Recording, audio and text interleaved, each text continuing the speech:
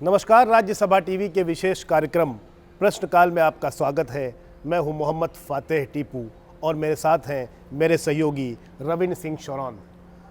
प्रश्नकाल संसदीय कार्रवाई का वह हिस्सा होता है जिसके तहत वो तमाम जनहित और लोकहित के मुद्दों को उठाने का देश के सांसदों को अधिकार होता है जो वो जानना चाहते हैं। लेकिन ये कितने प्रकार का होता है वो जानकारी भी देना अहम है। ये 3 प्रकार का होता है। पहला तारांकित, जिसका जवाब मौखिक तौर पर दिया जाता है, और दूसरा अतारांकित, जिसका जवाब लिखित तौर पर दिया जाता है, और तीसरा अल्प सूचना प्रश्न, जिसका जवाब मौखिक तौर पर दिया जाता है। लेकिन इस पूरे एपिसोड में हम आपको अतारांकित प्रश्नों की वह श्रृंखला दिखाएंगे जिसके तहत आप जान सकेंगे कि संसदीय लोकतंत्र की ये यात्रा किस तरह से आगे बढ़ती है। जी हाँ, धन्यवाद टीपू। और इस कार्यक्रम के माध्यम से हम लोग आपको दिखाएंगे वो अहम चुनिंदा लोकहित से जुड़े प्रश्न जो कि सांसदों ने बीते हुए 252वें राज्यसभा के सत्र के दौरान पूछे और सरकार की तरफ से उनके लिखित जवाब दिए गए। भी रविंद्र, बिल्कुल। सबसे पहले आप देखिए कि जो प्रश्नकाल की कार्रवाई होती है वो किस तरह से होती है। सदस्यों को अपने सवाल कम से कम 15 दिन पहले राज्यसभा सभापति के कार्यालय को भेजना होता है। जिन सवालों का उत्तर देना होता है उनको राज्यसभा सचिवालय मत पत्रों के ड्रॉ के जरिए चुनता है। तारांकित और अतारांकित सवालों के लिए अलग अलग मतपत्र रखे जाते हैं। मौजूदा स्थिति और नियमों को देखते हुए ही सवाल स्वीकार किए जाते हैं। चयनित सवालों की अग्रिम कॉपी संबंधित मंत्रालय या विभाग को भेजी जाती है। मंत्रालय तथ्यों को एकत्रित कर जवाब तैयार करता है। संबंधित मंत्री तारांकित प्रश्नों का जवाब सदन के पटल पर देते हैं, जबकि अतारांकित प्रश्नों का लिखित उत्तर देते हैं। प्रतिदिन लगभग 160 अतारांकित सवालों की एक अलग सूची तैयार होती है। तो देखा आपने कि किस तरीके से प्रश्नों को पूछने का क्रम होता है और क्या इनकी प्रक्रिया होती है। आइए शुरुआत करते हैं हम लोग इस प्रश्नकाल की।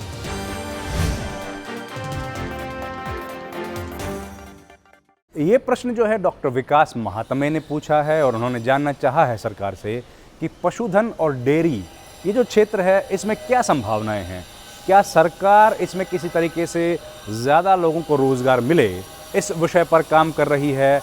और साथ ही उन्होंने पूछा है कि महाराष्ट्र के विषय में सरकार की इस क्षेत्र को लेकर क्या योजनाएं हैं।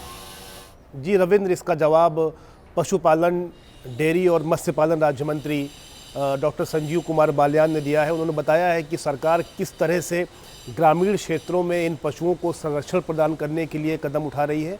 साथ ही उन्होंने ये भी जानकारी दी है कि ग्रामीण रोजगार को इन क्षेत्रों से संबंधित किस तरह से उसको बढ़ावा दिया जाए। डॉक्टर संजीव कुमार बालियान ने जवाब दिया है कि जो जुगाली करने वाले छोटे पशु होते हैं उनके लिए ग्रामीण क्षेत्र में रोजगार बढ़ाने के लिए राष्ट्रीय पशुधन मिशन के तहत EDEG योजना चल रही है।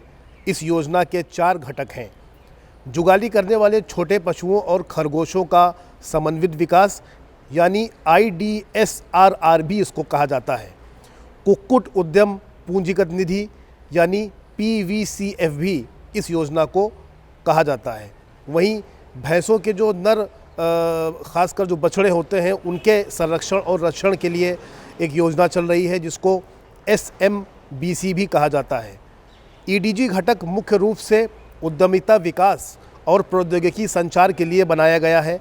इसके तहत किसान, व्यक्तिगत उद्यमी, NGO, कंपनियां, सहकारी समितियां, सेल्फ हेल्प ग्रुप्स, संगठित और असंगठित क्षेत्र के काम इसके तहत चुने जा सकते हैं। योजना के मुताबिक बैंक एंडेड सब्सिडी भी प्रदान की जाती है जो सामान्य वर्ग के लिए करीब 25% सब्सिडी दी जाती है, जबकि अनुसूचित जाति, अनुसूचित जनजाति के लाभार्थियों को 33.33% सब्सिडी प्रदान की जाती है। 2019-20 के दौरान कुल 15,000 995 किसानों को लाभ प्राप्त हुआ। वहीं पशुपालन और डेयरी क्षेत्र के विकास के लिए महाराष्ट्र सहित तटीय राज्यों में कई योजनाएं चल रही हैं, जिसका ब्यौरा उन्होंने दिया, जैसे राष्ट्रीय गोकुल मिशन, राष्ट्रीय डेयरी विकास कार्यक्रम, डेयरी प्रसंस्करण और अवसंरचना विकास निधि, डेयरी कार्यकलापों में लगी डेयरी सहकारी समितियों और किसान उत्पादक संगठनों को सहायता देना भी शामिल है। इसके अलावा राष्ट्रीय पशुधन मिशन, पशुपालन अवसंरचना विकास निधि, पशुधन स्वास्थ्य और रोग नियंत्रण कार्यक्रम, राष्ट्रीय पशुरोग नियंत्रण कार्यक्रम, ग्रामीण भारत में बहुप्रयोजन और कृत्रिम गर्भाधान को बढ़ावा देने के लिए तकनीशियनों की स्थापना भी शामिल है। विद्यमान कृत्रिम गर्भाधान नेटवर्क की मजबूती के लिए भी सरकार काम कर रही है। इसके अलावा राष्ट्रव्यापी कृत्रिम गर्भाधान कार्यक्रम भी शामिल है।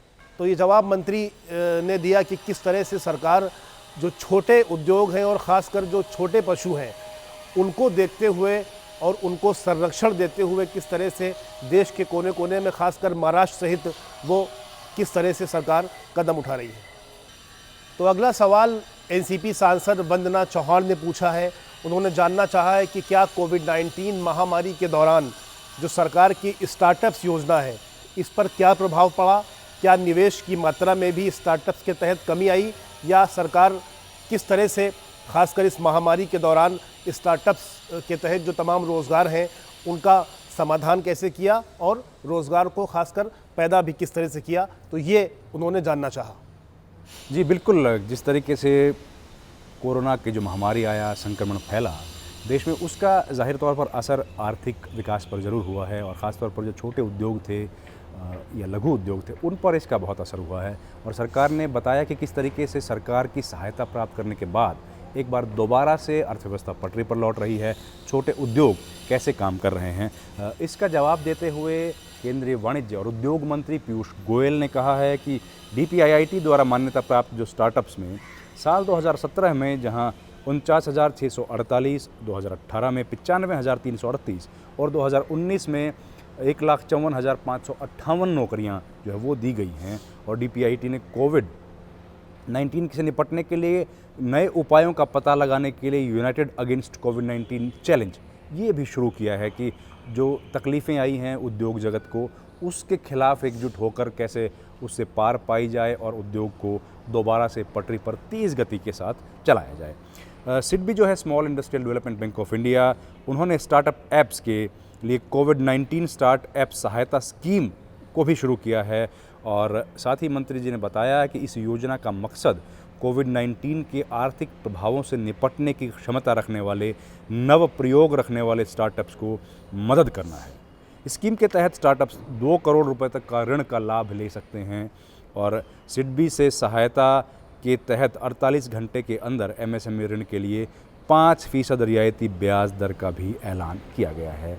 तो ये सब कोशिशें सरकार की तरफ से की जा रही हैं कि कैसे जो स्टार्टअप्स हैं, स्टार्टअप्स हैं, उनको दोबारा से पटरी पर लाया जाए और उनका जो असर कोविड-19 के जो संक्रमण के दौरान हुआ है उसको निष्प्रभावी करके और इनको तेज़ गति के साथ दोबारा से पटरी पर बढ़ाया जाए। इससे अगला सवाल जो है वो बीजेपी सांसद विनय सहस्त्रबुद्धे ने पूछा है। उन्होंने जानना चाहा है कि जो कोविड-19 का समय था उसमें जो खाद्य सुरक्षा से निपटने के लिए सरकार के सामने क्या क्या चुनौतियां आई और किस तरीके से खाद्य सुरक्षा और पोषण उसको सुनिश्चित करने के लिए सरकार ने कोशिशें की और उसके लिए क्या क्या प्रभावी कदम उठाए गए। जी रविंद्र, इस सवाल का जवाब उपभोक्ता मामलों के राज्य मंत्री दानवे राव साहेब दादाराव ने दिया। उन्होंने बताया कि लॉकडाउन के दौरान सरकार ने किस तरह से तमाम गरीब मजदूर और ख़ासकर जो प्रवासी लोग थे उनको खाद्यान्न किस तरह से उपलब्ध कराया और सरकार की तमाम योजनाओं का अपने जवाब के दौरान जिक्र किया। उन्होंने जानकारी दिया कि कोविड-19 के दौरान आर्थिक प्रक्रिया में तेज़ी लाने के लिए प्रधानमंत्री गरीब कल्याण पैकेज का ऐलान किया गया।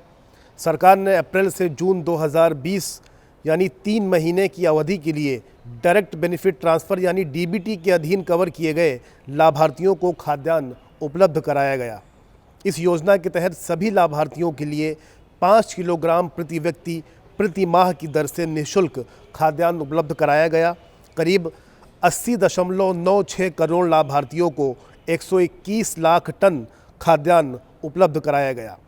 प्रधानमंत्री गरीब कल्याण अन्न योजना को अगले 5 महीने यानी जुलाई से नवंबर 2020 तक बढ़ाया गया।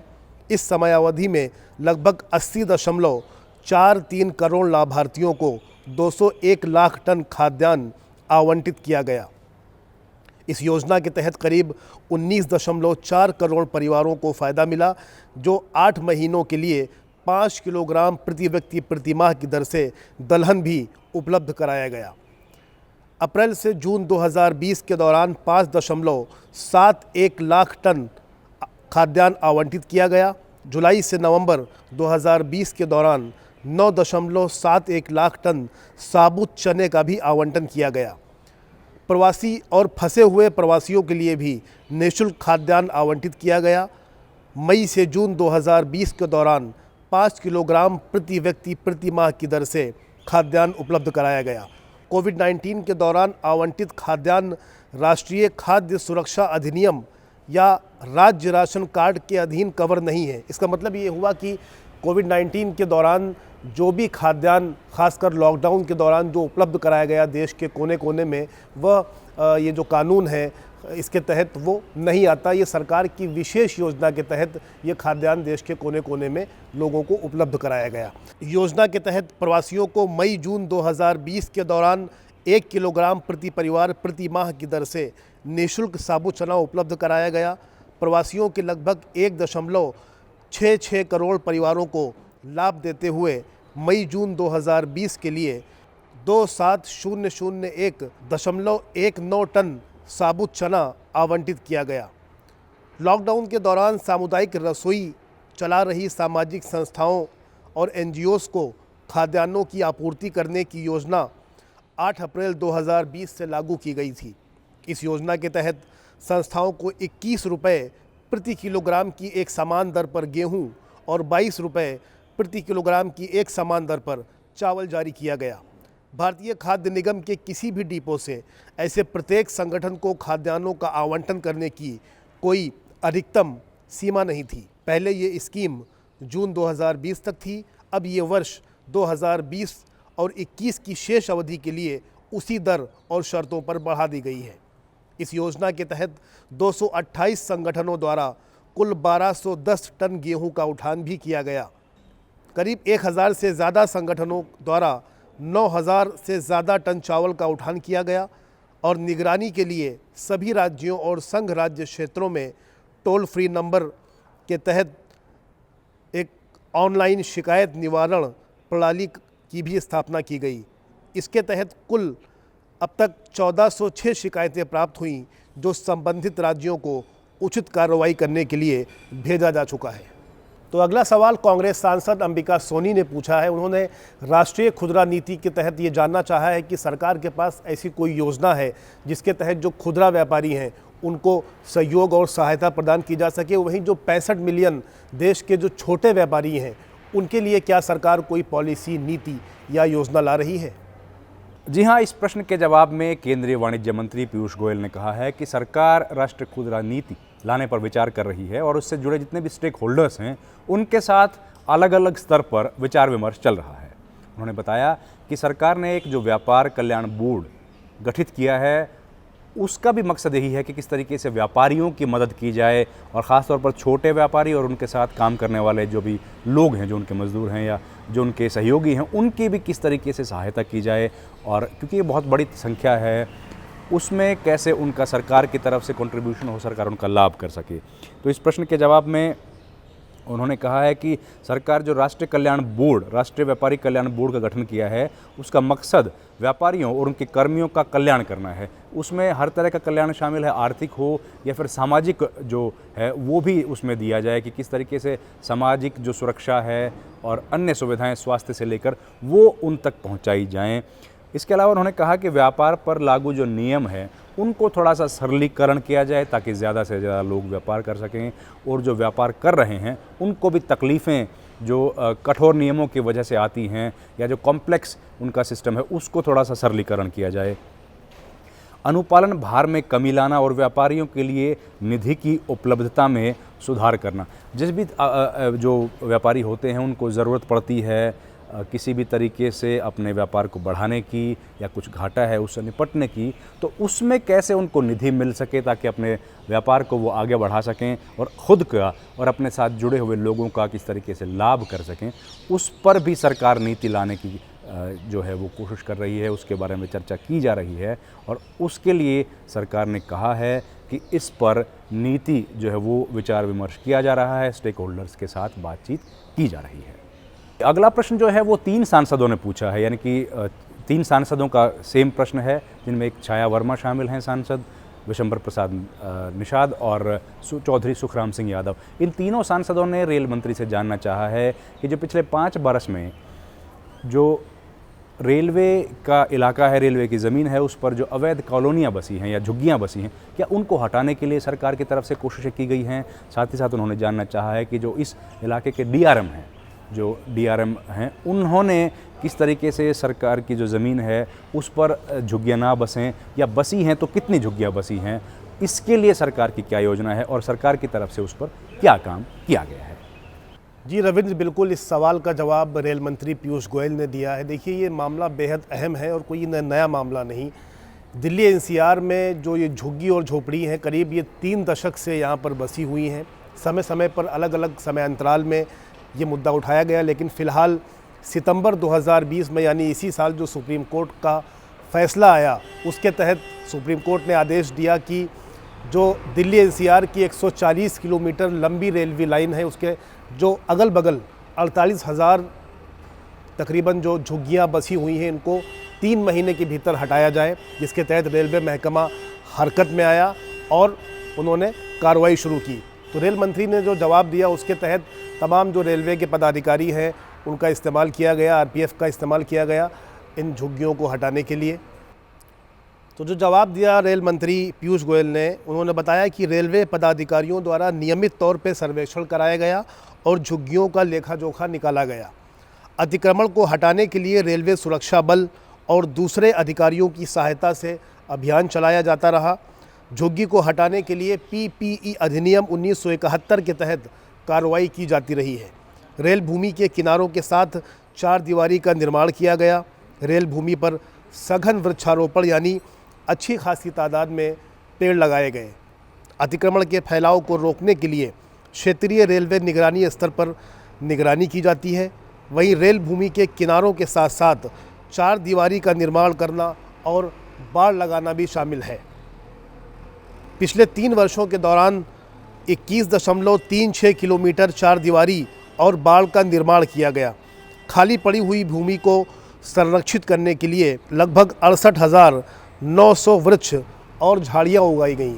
दरअसल जो रेलवे जो ट्रैक है, उसके किनारे किनारे जो झुग्गियाँ हैं, उसके तहत आमतौर पे ये नियम है जिसमें 10 से 15 मीटर का जो दायरा होता है वो छोड़ना होता है, जिसके आसपास हम कोई भी किसी भी तरह का जो ये झुग्गी झोपड़ी है इसका निर्माण हम नहीं कर सकते। तो फिलहाल कोर्ट के आदेश के बाद में रेलवे महकमा पूरी तरह से हरकत में है और वो इस दिशा में कार्रवाई कर रहा है।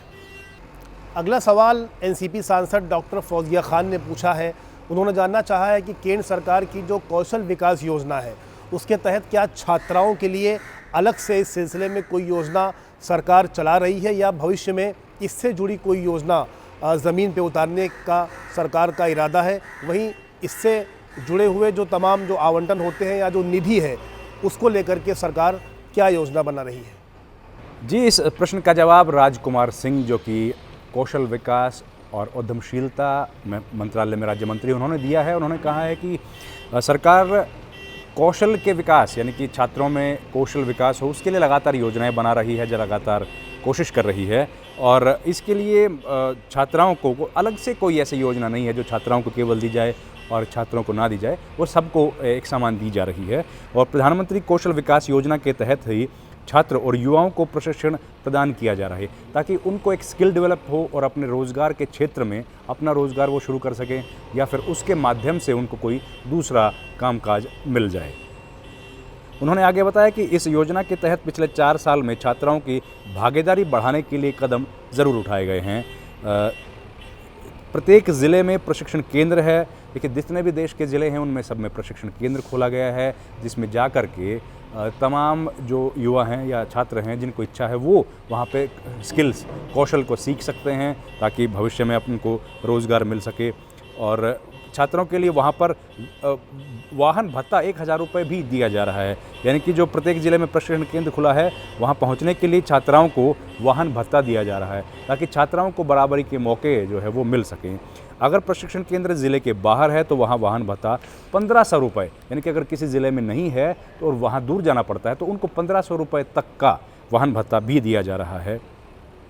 नियोजन के बाद 3 महीने तक 1500 रुपये प्रति माह की सहायता भी दी जा रही है। तो ये कोशिशें कर रही है सरकार ताकि जो है वो दूरी, अगर प्रशिक्षण केंद्र किसी जगह से भौगोलिक स्थिति दूर है, कुछ दूरी पर है, तो उनको वाहन पर जाने का भत्ता दिया जाए ताकि किसी भी तरीके से छात्राओं को जो अवसर है उस अवसर में कमी ना रहे और दोनों छात्र और छात्राओं का विकास, वो कौशल विकास है, वो हो सके। इसके बाद जो अगला प्रश्न है वो सांसद सतीश चंद्र दुबे ने पूछा है और उन्होंने जानना चाहा है कि जो एक राशन कार्ड एक देश, ये जो योजना है, सरकार अभी इस पर किस तरीके से काम कर रही है और फिलहाल जो इस योजना की क्या स्थिति है, इसके बारे में उन्होंने केंद्र सरकार से जानना चाहा है। जी, इस सवाल का जवाब उपभोक्ता मामलों के राज्य मंत्री दानवे राव साहेब दादाराव ने दिया है। देश के प्रधानमंत्री नरेंद्र मोदी ने खासकर एक राष्ट्र एक राशन कार्ड जो योजना है, इसको लेकर के 2019 में राष्ट्र के नाम संबोधन के दौरान अपने इरादे जाहिर कर दिए थे। खासकर जो ये योजना है वो सरकार के प्राथमिकताओं में शामिल है, क्योंकि सरकार चाहती है कि जब मज़दूर, प्रवासी या जो श्रमिक है, गरीब आदमी है, वो काम के सिलसिले में अगर बाहर जाए तो उसको खाद्यान्न को लेकर के किसी भी तरह की किसी दिक्कत का सामना न करना पड़े। इसको लेकर के ये योजना काफ़ी अहम मानी जा रही है और मार्च 2021 तक सरकार की योजना है कि पूरे देश में एक राष्ट्र एक राशन कार्ड योजना को लागू किया जाए। फिलहाल अभी देश के 26 राज्यों में ये योजना काम कर रही है। तो मंत्री ने जो जवाब दिया है एक देश एक राशन कार्ड के सिलसिले में, उसमें इस योजना के तहत कोई भी लाभार्थी देश में कहीं भी उचित दर की दुकान से राशन ले सकता है। राशन कार्ड का इस्तेमाल कर राष्ट्रीय खाद्य सुरक्षा अधिनियम 2013 के तहत अपनी पात्रता के खाद्यान्नों को आसानी से ले सकता है। शुरुआत में अंतर्राज्यीय पोर्टेबिलिटी की सुविधा 4 राज्यों यानी निकटवर्ती राज्यों के 2 क्लस्टरों में अगस्त 2019 में शुरू की गई थी। अब तक 26 राज्यों और संघ राज्य क्षेत्रों में राशन कार्डों की राष्ट्रीय पोर्टेबिलिटी एक क्लस्टर में सक्रिय कर दी गई, यानी अब तक 26 राज्यों में एक राष्ट्र एक राशन कार्ड जो योजना है वो काम कर रही है। तो अगला सवाल राष्ट्रीय कौशल विकास और उद्यमशीलता नीति मंत्रालय से पूछा गया है। इसके तहत सांसद ने ये जानना चाहा कि क्या इस मंत्रालय से जुड़ी कोई जो योजनाएं देश में चल रही हैं उसका स्वतंत्र और निष्पक्ष एजेंसी के ज़रिए उसका मूल्यांकन कराया गया है। जी, इस प्रश्न का जवाब केंद्रीय कौशल विकास और उद्यमशीलता मंत्रालय में राज्य मंत्री आर.के. सिंह ने दिया है। उन्होंने कहा है कि मंत्रालय आवश्यक सुधारात्मक कदम समय समय पर उठाकर नियमित निगरानी और मूल्यांकन कर रहा है कि ये जो तमाम कार्यक्रम हैं किस दिशा में जा रहे हैं। देश भर में जो 7 योजनाएं फ़िलहाल काम कर रही हैं, जिनमें प्रधानमंत्री कौशल योजना, जन शिक्षा संस्थान, सार्वजनिक निजी भागीदारी के माध्यम से 1396 सरकारी औद्योगिक प्रशिक्षण संस्थाओं का उन्नयन, वाम पक्ष उग्रवाद से प्रभावित 47 ज़िले जहां पर कौशल विकास के कार्यक्रम हैं वहां भी चल रहे हैं। देखिए जो इलाका है जहां पर वामपंथ का काफ़ी असर उस इलाके में देखा गया था, उग्रवाद जो है वो लगातार देखने को मिल रहा है। LWE left wing extremist affected districts उनको बोला जाता है। वहाँ पर भी कौशल विकास मंत्रालय जो वहाँ के छात्र हैं या युवा हैं उनको प्रशिक्षण देकर स्वावलंबी बनाने के लिए लगातार कोशिशें कर रहा है। साथ ही राष्ट्रीय शिक्षुता संवर्धन स्कीम जो सरकार की तरफ से चलाई जा रही है, सरकारी ITI का मॉडल ITI में उन्नयन, उत्तर पूर्वी राज्यों में कौशल विकास के बुनियादी ढांचे का संवर्धन, जो नॉर्थ ईस्ट राज्य हैं उनमें भी सरकार का विशेष ध्यान है और वहाँ पर कैसे रोज़गार के साधन युवाओं को मुहैया कराए जाएं, उसके लिए उनके जो विकास कौशल का है वो कैसे हो, उस पर लगातार कोशिशें की जा रही हैं। प्रश्नकाल के इस अंक में इतना ही। ये थे तमाम वो कुछ चुनिंदा प्रश्न जो हम लोग आपके लिए लेकर आए थे। जी रविंद्र, बिल्कुल आपने देखा कि इस पूरे एपिसोड में किस तरह से देश के अलग अलग जगहों से चुने गए सांसद, जनप्रतिनिधि लोकतंत्र के इस मंदिर में जो जनता के द्वारा चुने जाते हैं, उन्होंने इन तमाम सवालों को उठाया और इसका जवाब सरकार ने दिया।